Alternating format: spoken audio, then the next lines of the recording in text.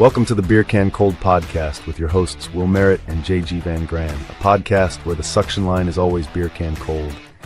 Take it away, boys. Thanks, Dougie. Boy, oh boy.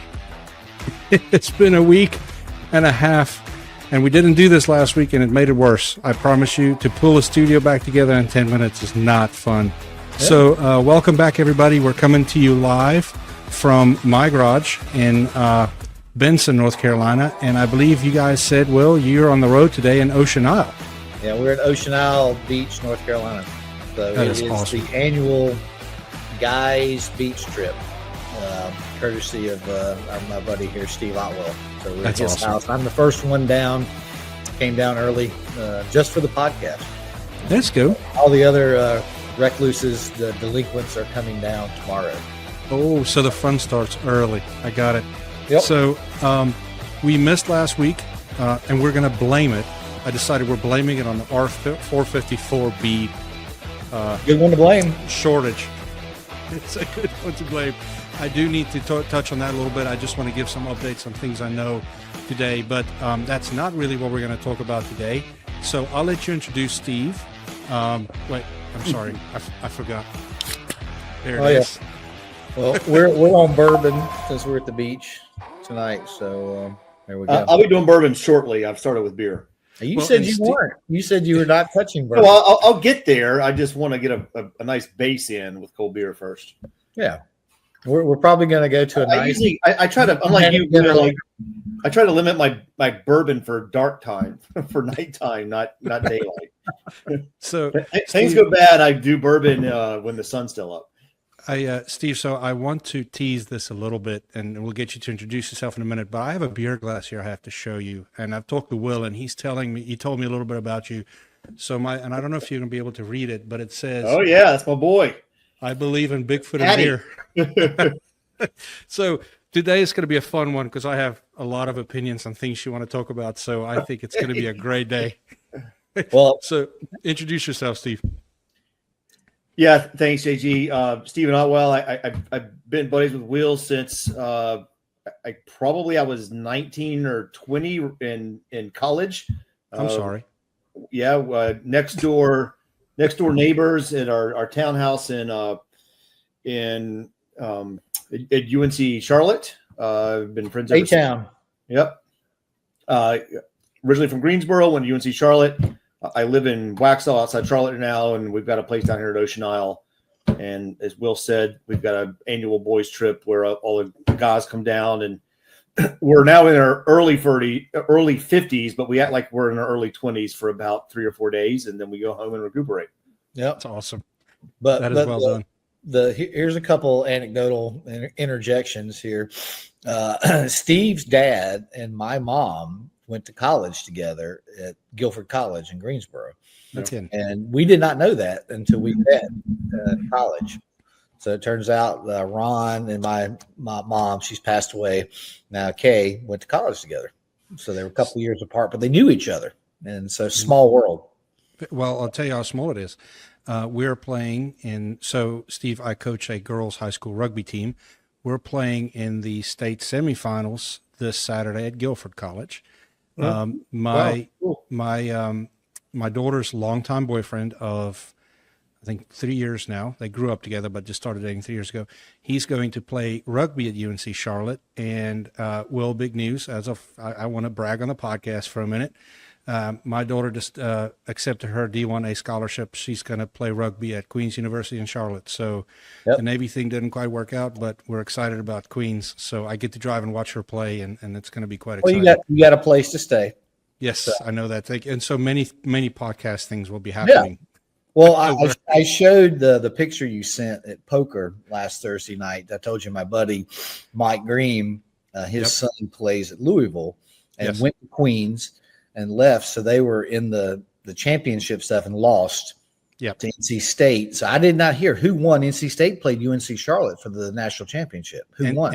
And so the NC State won that one. Okay. So what's really unique about the rugby circles right now, North Carolina had a team in the top 3 in each one of the divisions. And so, and that sounds like we're tooting our own horn, but that's from I've been involved for about 12, 13 years now. That's us building these kids up from a young age. And so NC State won theirs, UNC Wilmington won theirs. Belmont Abbey came in 4th. Queens came in 4th, I think, something like that. And then the girls' side, I think Queens won the whole thing. So there was North Carolina representation all the way through the ranks. Really, really good. Awesome. Like I said, small world. Yes, very, very small work. So sorry, Steve, we interrupted you. We do squirrel here a lot. It's a lot of squirreling. So yeah, random. No worries. Other direction. I think this is my first podcast, so I do tons of webinars and stuff like that for my corporate job, but this is the first one I think I've been part of. So corporate job, tell us about it. Yeah, I'm with a firm. I'm on the something that has nothing to do with HVAC. I'm in with a SaaS-based software company. I lead sales there for a division line. We do global bank connectivity, global cash solutions for really big corporations. So I sell to like the Fortune 100 and Fortune 500. I have lots of meetings with CFOs and so forth on how do they manage the complexity and the risk market around cash and complexities in the open market. So, and I'm in sales.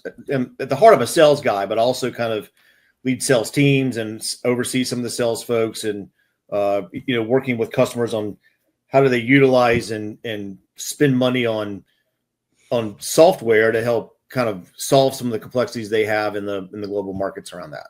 That's very interesting because I have an uncle that does exactly, I think, that for the airline industry. Yeah. Also in the financial piece of it, I'm trying to think who he's with now, and it'll come to me in a second. But it's a world that always fascinated me. Is it air cargo? Maybe. I don't know, but anyway, it's one of those big financial institutions that also they help with transactions at airports, right? As freight comes through, and so also a very, very interesting conversation. Cool, good. So, if I could indulge for just a minute, Will, before we jump into the fun stuff that you told me Steve is all about, I think we need to first discuss this myth called R-454B. And what in the world is going on, and how in the world does manufacturers not see these things coming, and why do they always put us in this state of hurt? It's insane. So before I start, I have to do a big retraction, as I had Wyatt in my office. So on the last podcast, I made a joke.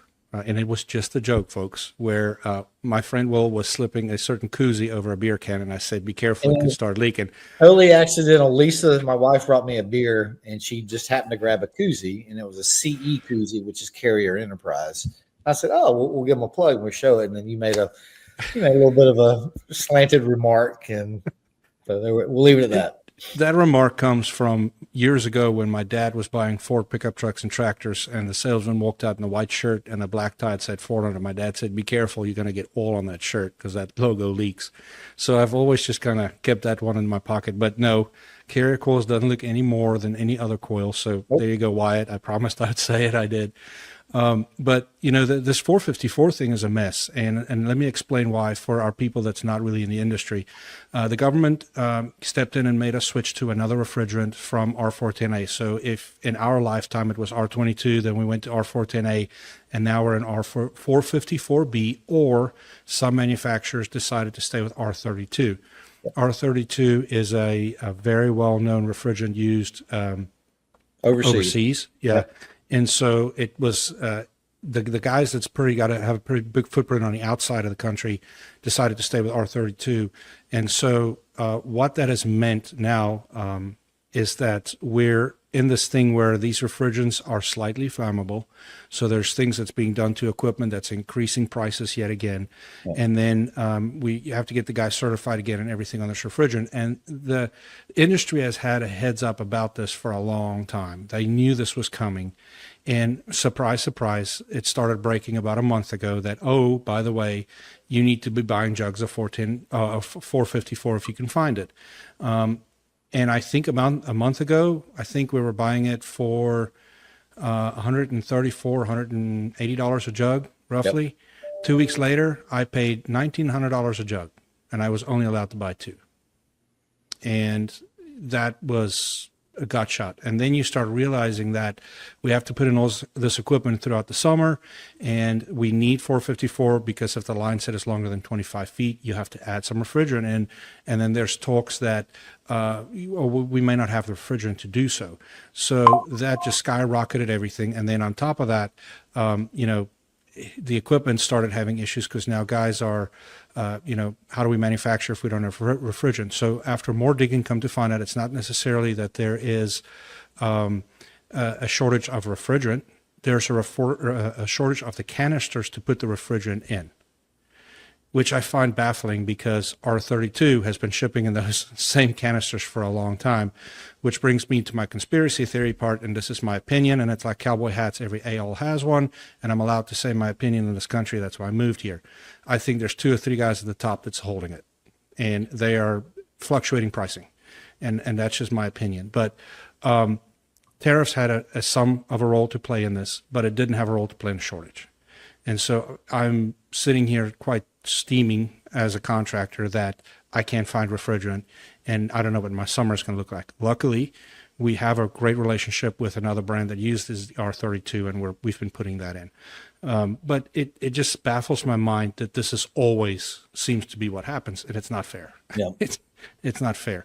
So to my knowledge, 18-week lead time now on orders for refrigerant, and if you can find them. And then what is now happening with distributors, and I'm not going to say names because I think this is dirty pool as well, they're just pulling in, and they'll only sell to you if you sell their equipment and sign up as a certain dealer. And that I understand. But then those distributors also are going around to people that's not currently buying from them, holding the carrot out saying, well, if you buy from me now and you sign up as this dealer and sign this contract, I'll sell you refrigerant. So there's just a lot of shady stuff going on at the moment. So I don't know.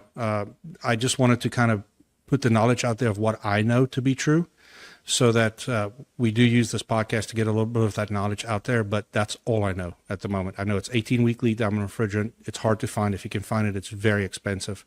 Prices are ranging from $550 a jug to $1,900 a jug, depending. And, where's these price gouging laws and all this other stuff? I don't know. But that's where we are. That's what I know. Have you heard anything?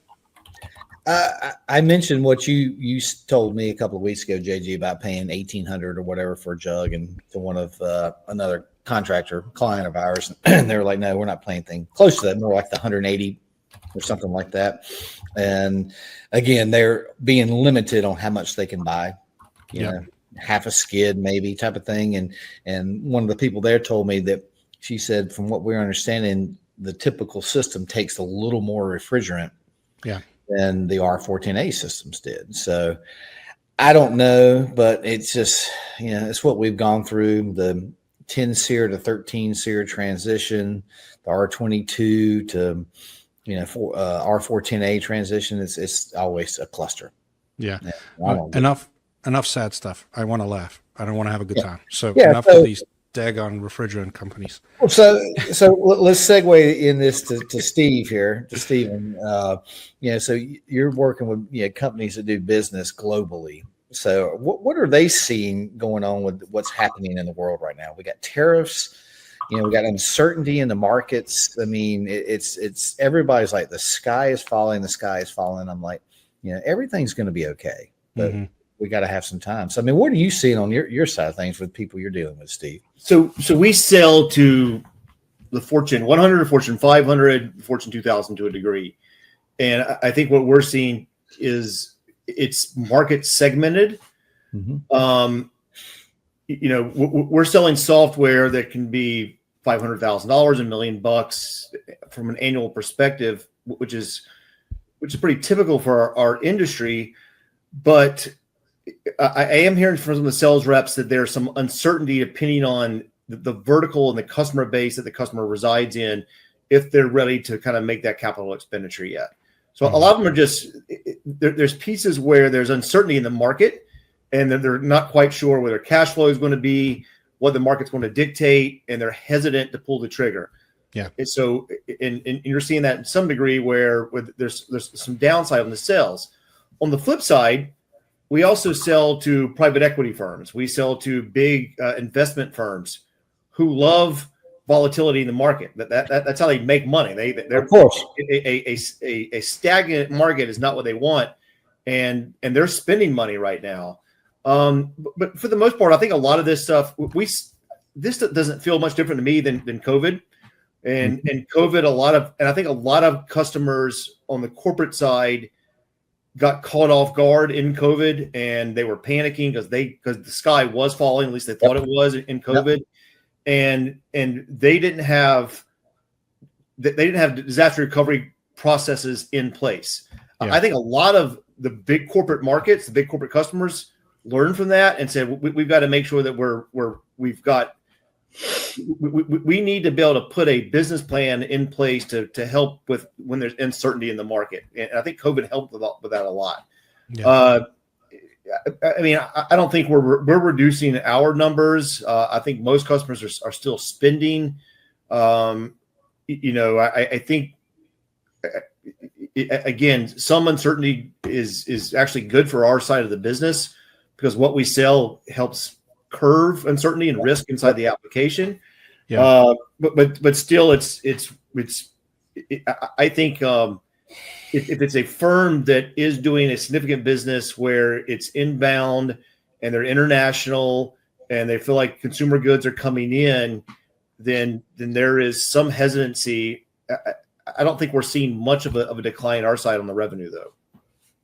We're doing really well. I have to say that it's we are doing much better than last year. But I do see people taking a little longer to make a decision, and so forth. But the money is still being spent, and heating and air conditioning systems are still being put in. My concern is this, with a slant to our industry, is when are we going to reach that saturation point where it's just too damn expensive, right? So, Steve, from our side, a regular heating and air system has gone, I don't know, up 60-70% in the last 5 years. $9,000 was a system a few years ago. High efficiency system. System, yes. Yeah. And now nothing's below $12,000. No, and you start putting ductwork, it's $18,000 to $20,000. Well, I did ductwork at my house. I've said this before. I did both systems in the last 3 years, and I did ductwork on both up and down because I had to have it. And we were over $20,000 on both systems. I mean, that's a lot of money. Now, what I'm just going to do a little generation shaming here, but what's helping us is this generation that's kind of spending the money right now. It's a monthly payment, right? It's $200 a month. I don't care what it is. Yep. And so that's how we're doing well. And we're in a little bit more of an affluent area. So I do recognize that fact, but it's insane to me. And what's concerning to me is that when are we going to reach that point? Because here's the thing, during COVID, copper, steel, all that stuff went way up, right? After COVID, it came down some. Nobody dropped prices. Oh, of course. Well, that's never going to happen. And right. It's just the nature of the beast with it. We're going to realize those internal gains. Yeah. We're going to drop prices now. No. So, Steve, so I hear you guys you're talking a little bit more software type of related. So the tariffs and stuff doesn't really affect you guys, right? From what we do, no, not on our side. But the way it would affect does it affect our customers and their ability to spend capital because of the risks in the market? Right. I mean, at the end of the day, uncertainty tightens up budgets, right? Yep. Mm-hmm. It just does. And we sell to the CFO and the CIO of corporations, and you would know the name of most of our companies, like Amazon or whoever's going to run the application. Sure. So it's uncertain in the market hurts it, but I don't think we've seen a big a big push against any of the capital expenditures right now. I mean, we're not missing our numbers from what I can tell. So it's so far, I think we're okay. The more that they're able to predict and get rid of some of this risk so that the businesses know where they can spend and how they can manage their capital, it will help our side a little bit, I think. Right. I do think it's short-term pain for long-term gain, though. Yes. I am a believer in that. And I think that's going to be good in the long run, but boy, it seems like the summer is going to be a little painful. Well, I mean, talking to just, I've tried to put my finger on the pulse all the time between distribution and contractors. And, I've been hearing a lot of good things, that a lot of contractors are busy. Yeah, we're busy. You said, you think some people are waiting. I've heard the converse of that some people are going, hey, I'm going to go ahead and replace now. A la the COVID years. Like, hey, they're thinking that stuff's going to go up, which it is. I talked to a rep from a distributor the day before yesterday, and he said, "Yeah, we just got an 8 to 10% price increase, second one this year." And so I don't know if you have, JG, but when one comes, they all come.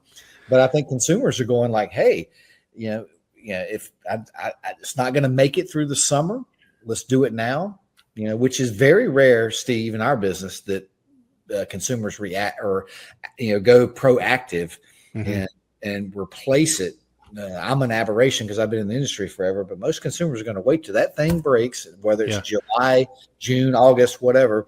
And then it's a panic attack and let's go get it replaced. Some are doing it now, which I think the industry did a good job this time. What they didn't do during the 410A changeover from R22 is they are doing a better job of informing the homeowners and the consumer, the end consumer, right? And so our salespeople are walking into conversations that go, oh, we understand this refrigerant is either phased out or this one is new or whatever it might be. I'm sorry, guys. I thought I turned that off. So it's like there is a little bit of that going on.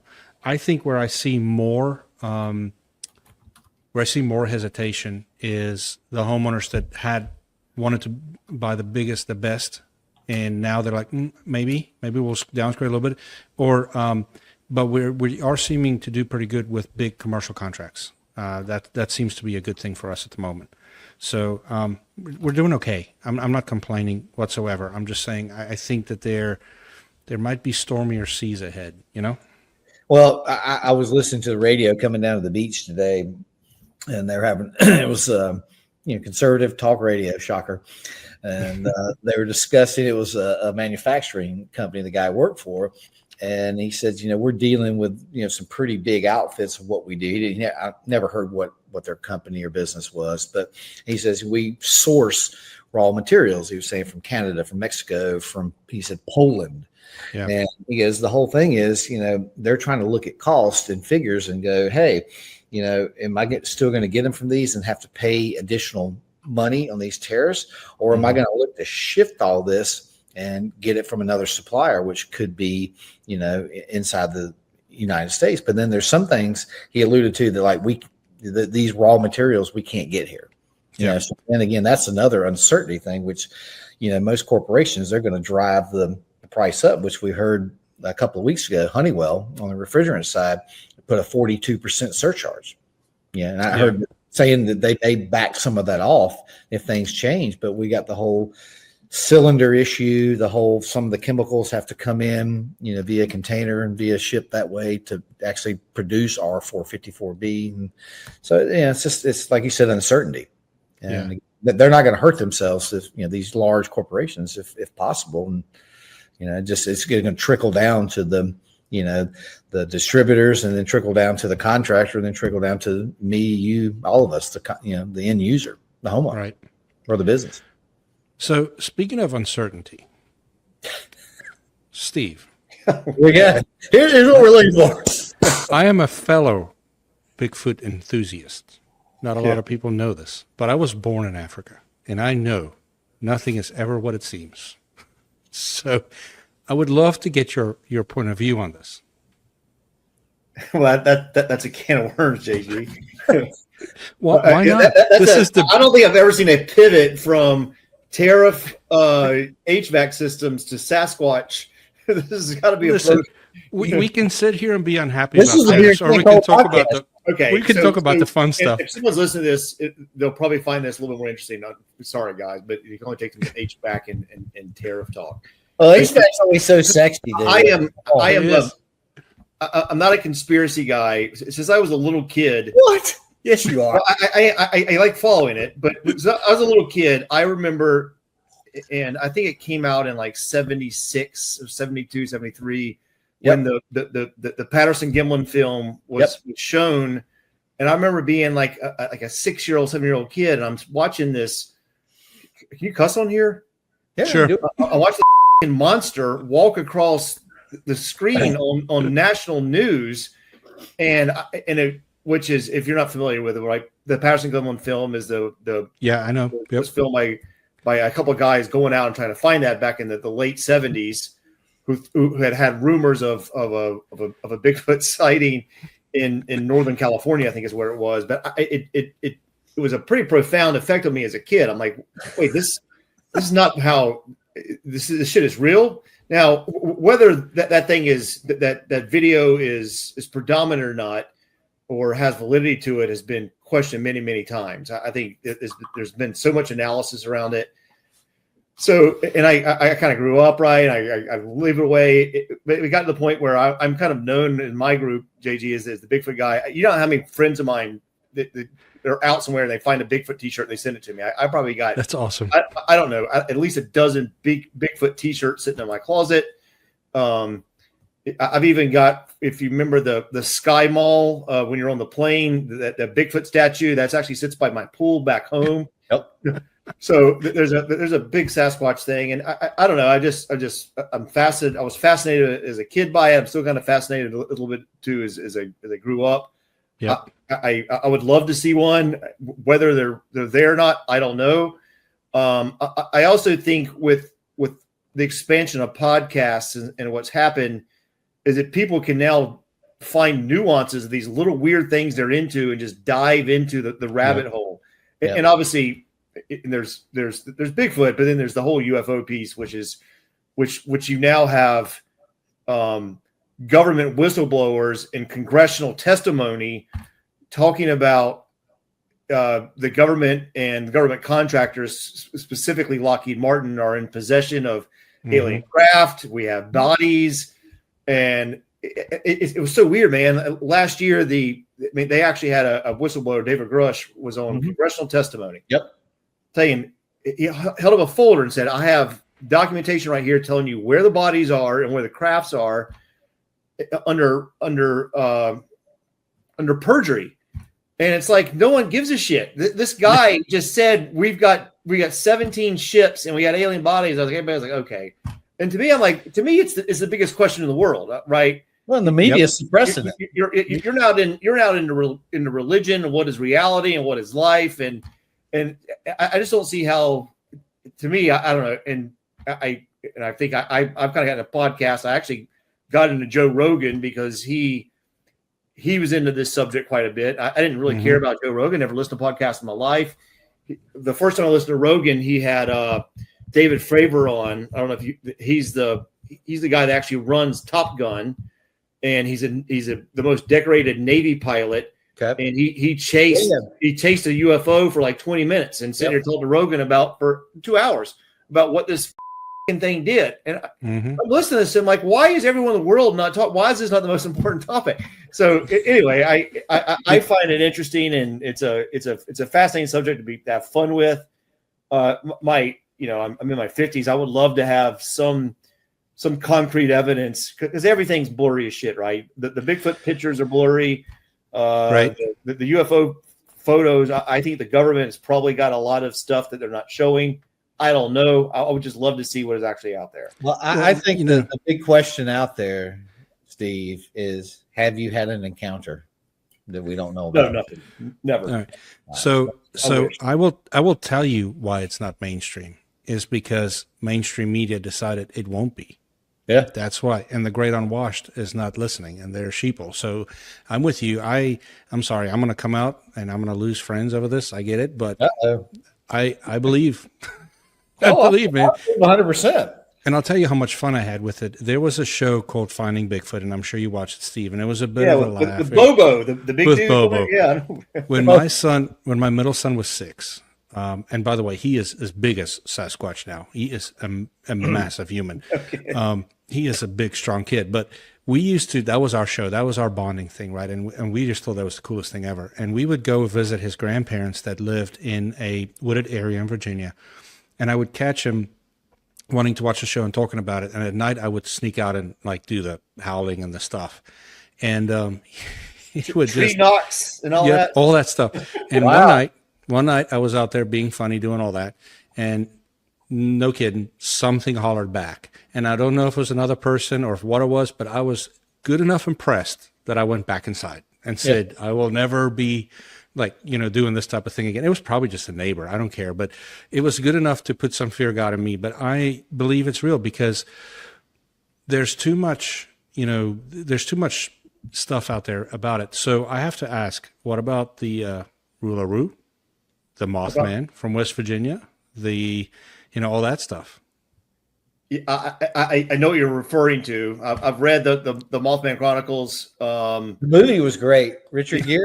Yeah, it is a scary ass movie, and there's actually a great book you ought to read about it. I've read that. I've followed the Skinwalker Ranch stuff. I was really into that kind of stuff. Reading that's the if you want to. That's the craziest book I've ever read is Skinwalker Ranch. If you ever want to read that, that's by by George Knapp, who's kind of the head. He's a Pulitzer Prize winning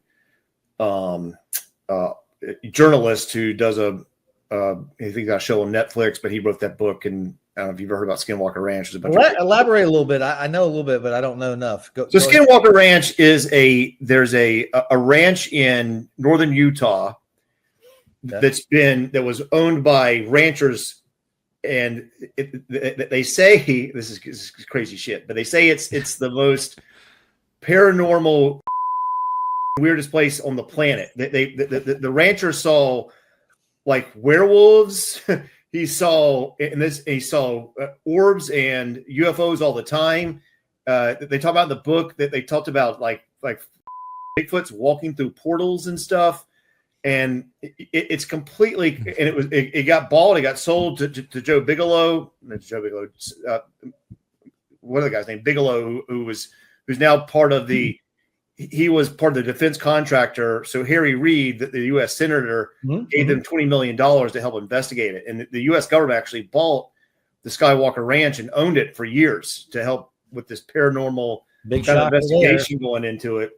Suppress. Yeah, it's just a bunch of bonker stuff going on out there. But I mean, my thought is I have no idea. I've never seen anything. I'd love to see some stuff, but there's just so much happening, and it's so much being reported that something's got to be going on out there.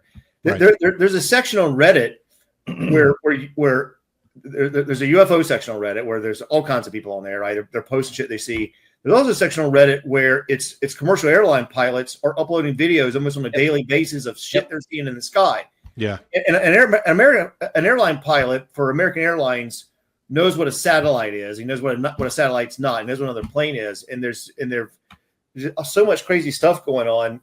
Like some of the pilots were talking about that even on the commercial airlines, that there's certain things that the pilots will say over the intercom that the flight attendants know what that means, and it means to look out a window and there's a craft out there to go look at. All this kind of crazy shit going on.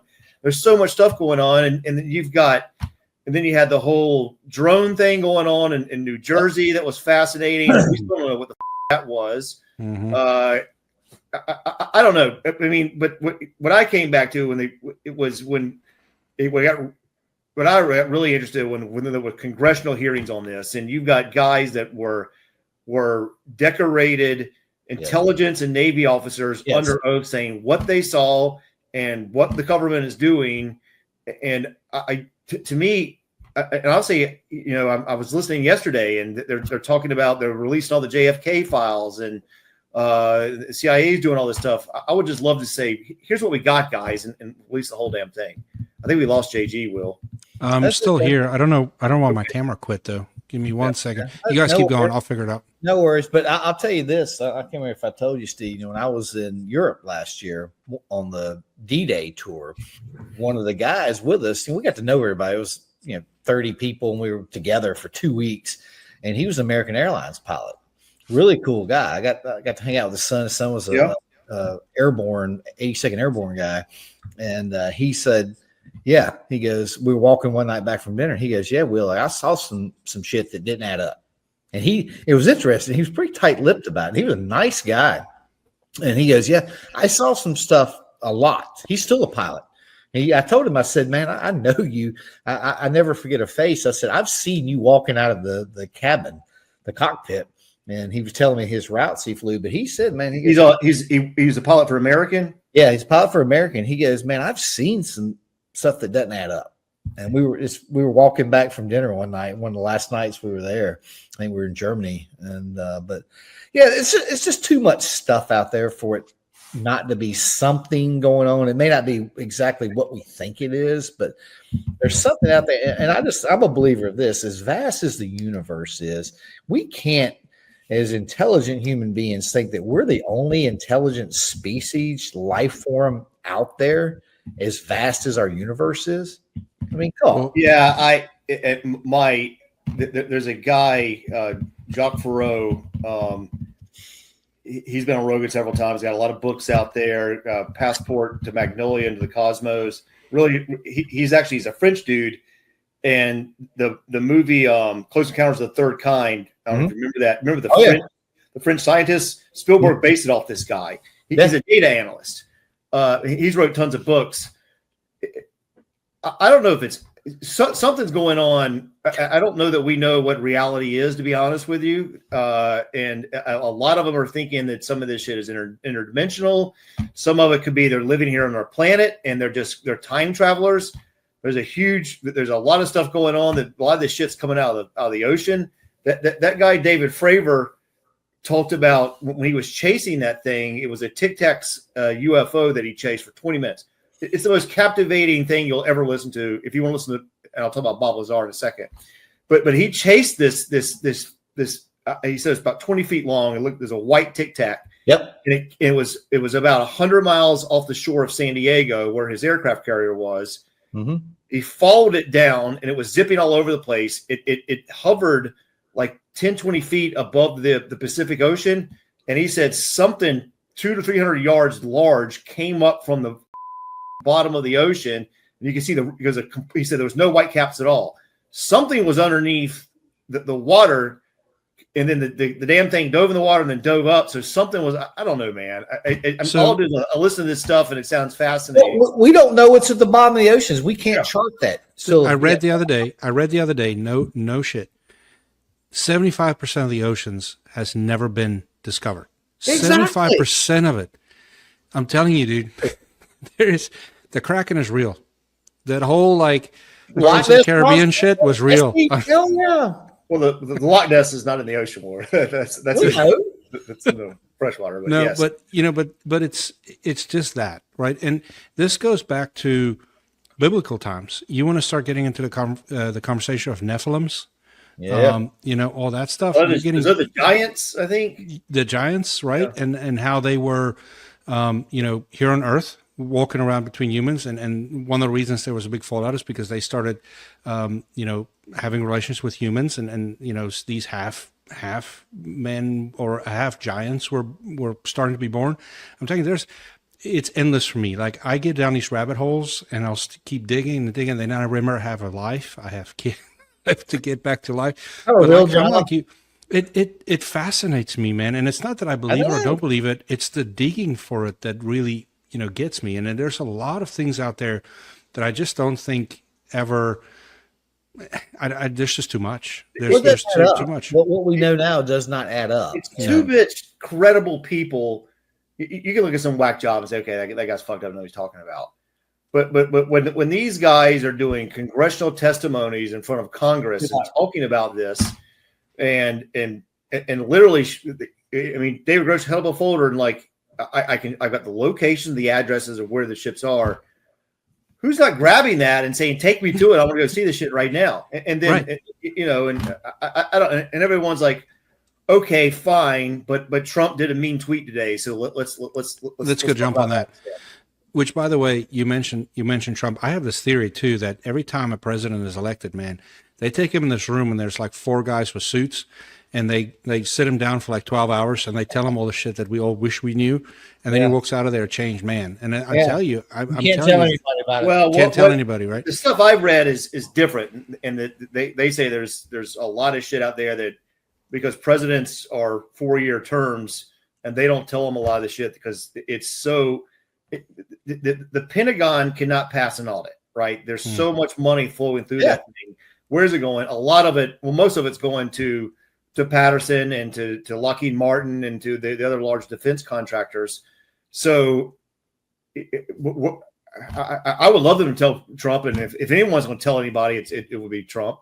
Yeah. I don't know what Trump knows and doesn't know. Well, careful. We don't want to knock at the door this weekend. Well, I was going to say 11 knock at the door at 3 a.m. 11 episodes without any issues, and my camera dies in the middle of a podcast when we're talking about this stuff. I mean, hey, it's real. It's what happens on the Beer Can Cold podcast. Yeah, real shit. No, but I'm with you, and I think there's just too much evidence out there to just say it's not real, it's not worth it. I do find that it is a certain group of people that gravitate towards this thing, and it's normally the people I like to have a conversation with because it's normally people that think things through and don't just believe everything right at sight. 2 of my kids thinks me and my middle son are crazy, but we'll go out there and look for Bigfoot every once in a while. And I'm telling you, man, if you grew up in the African wild and the bush and you've seen it, these things don't. I know there is something out there that leaves very big footprints. There's got to be. Yeah. There's too much of the.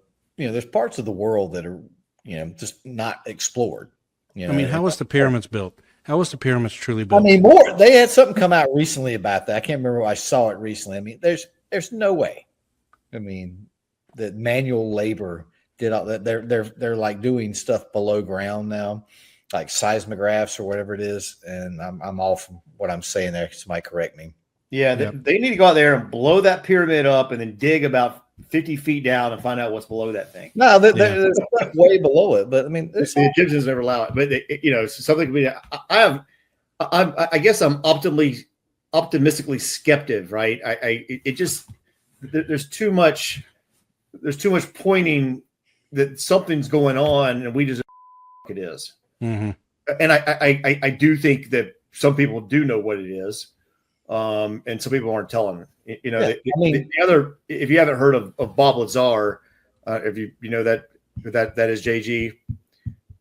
It sounds familiar, but I'm not sure. So if you want to be fascinated, listen to Rogan. I don't know if you listen to Joe Rogan or not. I do. But listen to him with Bob Lazar. Okay.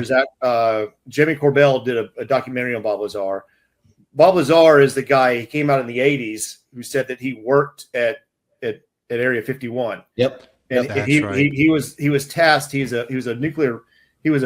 a propulsion scientist. Mm-hmm. And basically he said that he was brought in to reverse engineer a craft that was being held at Area 51. Yeah. And he spent 2 hours with Rogan talking about it. And there's lots of documentaries. He's been telling the same story forever. And the guy is really smart. Whether he's lying or not, I don't know. But the other side is, why would he bring this up? But he's just very detailed on what was going on out there, right? How they segment different parts of the craft and of different scientists trying to analyze this thing. Basically, his story was, we've got these things and we don't know what to do with them. Even Grush, who was on the congressional testimony, said that the first craft we received was given to us by Mussolini from Italy in the 30s or 40s. Huh. The Italians didn't know what to do with it, so they gave it to the Americans. It was pulled over here. I don't know, man. It's crazy. Well, maybe with the AI. I mean, it's, some of the stuff's probably beyond the capabilities of scientists now. So maybe AI is going to figure this thing out. Okay, so I dove into this thing the other day. So a podcast is coming about things that you can do with ChatGPT and a heating and air company. Because I'm doing things. I know you said that on the last episode. Yep. So I actually have gone about 180 degrees more since that podcast. There's things I'm figuring out how to do that's really cool. But with that said, I read the other day that they said AI is actually in trouble if it's truly learning from the public. Because they said that they've been tracking the things that people are asking AI, and AI learns as it goes. And they said that that there's so much dumb stuff being asked that they actually feel like within the next 10 years, AI will regress. You'd be dumber. Be dumber. That may not be a bad thing. It may be, but I just thought it was funny. I think, because the things that I get it to do is actually quite awesome. Like I'm going to tell you that it saves me hours a day. Yeah, I'm just really. The father of AI was on 60 Minutes last week, and he said AI could eliminate disease in the next 10 to 20 years. Yeah. Did Musk say something like that today, where he said that surgeons will be replaced by robots that's more accurate with in a very short amount of time? I mean, that should be a no-brainer, right? A robot, you can technically, there's no glitch of the hand, there's nothing. Yep. There's no human aspect. Yep. I think this has been fun. We've delved into a lot of topics here. Yeah, I'm wondering what I'm going to name this one. 454 to Bigfoot in 20 minutes. Yeah, the full gamut, the full Monty. we could go into ghosts too if we want to do ghosts while we're here. I don't find the ghosts quite as interesting, to be honest with you. No, because actually, that's a little bit more, in my opinion. Again, it's like cowboy hats. It's a little bit more well known because people do understand that there's like an afterlife, there's things, right, and so forth. But I think this whole shifting it to UFO and Bigfoots is a whole different step. It's a whole different thing. But I don't know. I'm optimistic. I think, to your point, we had a big folder the other day, and people were like, I have this data. At some point, the public is going to start waking up, and I do think people are waking up to a lot of facts, right? And people are waking up to the way things are really are. And I think this stuff's going to come out more and more. I have to believe that. Yeah. Well, the general public is not as naive as they make us to, appear us to be or believe us to be, whatever. I do believe that's a by state statement, though. Yeah. The first real conspiracy I saw that I figured out for myself. I'm fairly on the road, right? I'm fairly middle. I'm probably lean certainly more right than I do left. But one thing that changed for me, growing up, I watched mainstream. I don't want to get on too far into this, but mainstream media. But the biggest turning point for me was following the 2020 election, where no one covered any of this.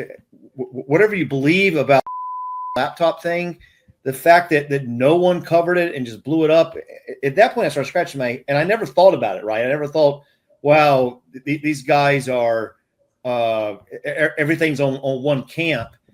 And until I started seeing that, I'm like, well, this doesn't make sense. Why would they not talk? I mean, my wife, Democrat, but why is no one talking about this? I don't understand it. I don't understand it either. It doesn't make sense. Why would they not talk about this? And the more you start looking into it, and then and now you've got the news has the phrase of the day, whether it's constitutional crisis, and everyone says the same thing the same day. I don't know how that's being fed everywhere. The whole thing's just weird. So it's hard just to trust anything anymore, to be honest with you. Well, I'll tell you where I was. So pre-COVID, mid-COVID, I started getting into the conspiracy stuff pretty deep. And it was getting to a point where it was unhealthy. I was so obsessed with getting into that stuff. I'm talking, Steven, and you may know some of the stuff, Will, you may know too, but like I got into bloodline families and who's really running the world. And I got deep. I got really deep. And it started affecting one world. I mean, come on. Yeah, that's good. And, you know, depopulation, all that stuff. I don't doubt that one. My advice is enjoy your life and your family and try to not so I did that stuff. The saying is take the red pill, but don't take the whole damn bottle. Yes. So I did. I somewhat spiraled out of control, and it was affecting my emotional state because I was so anxious all the time. So I got out of it. I completely stepped back. To me, that it's unhealthy, and it's the other side of the coin of the people who have Trump derangement syndrome, right? And that's right. All they do is think about that.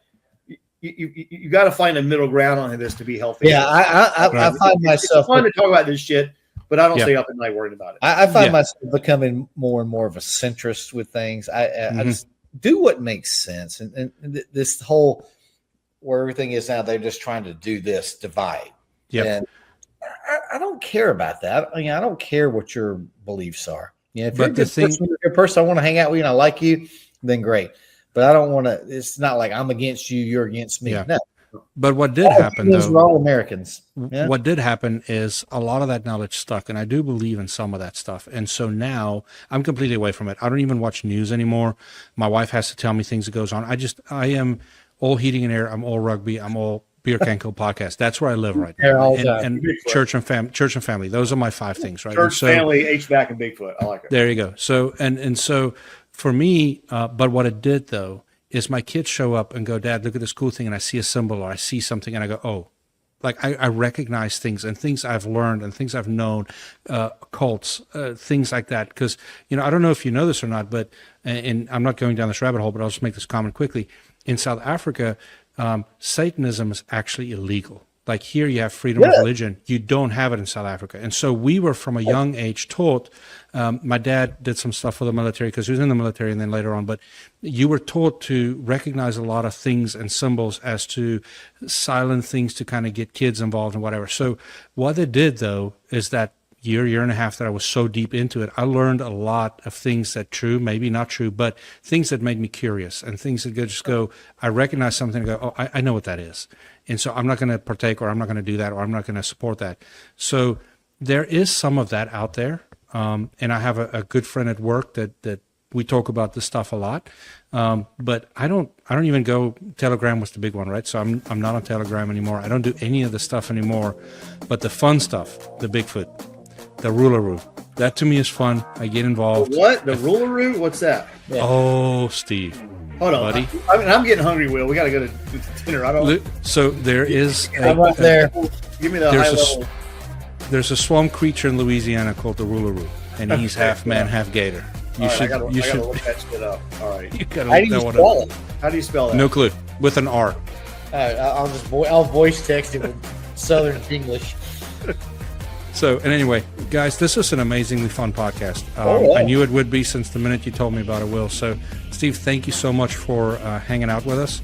Yep. This was a fun one. We would love to have you back at some point when we don't have to first start with a 454 shortage. So, but I do know that, and maybe this is the podcast name, 454 is elusive as Bigfoot. I don't know, maybe. I like it. There you go. That's you do the whole marketing campaign, right? And he's hiding behind a tree, and you got to find. That's right.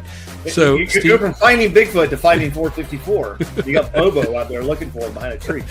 Bobo was my favorite. I'm not gonna lie.